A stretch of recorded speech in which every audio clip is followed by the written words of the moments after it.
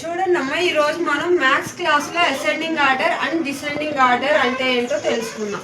First ascending order అంటే small numbers to big numbers. ఇచ్చిన ప్రాబ్లంలో మనకి ఫస్ట్ స్మాల్ నంబర్స్ ఏవేవి అయితే ఉంటాయో అవి మనం రాసుకోవాలి.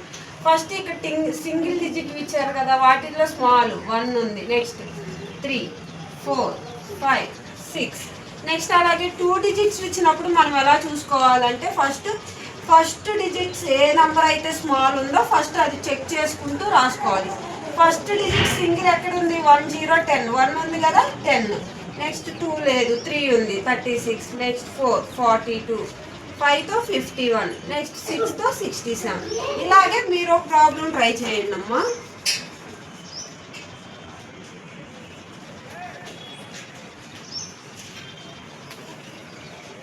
ఇది మీరు ట్రై చేసి నాకు కామెంట్ సెక్షన్లో పెట్టండి ఆన్సర్.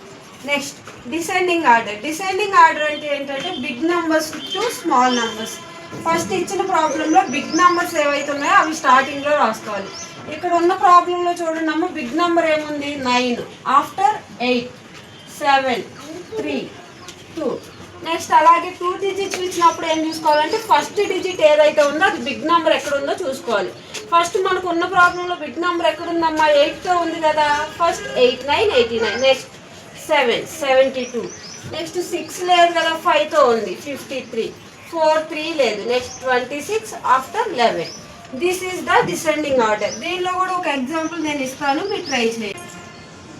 90, 57, 83, 72, 11.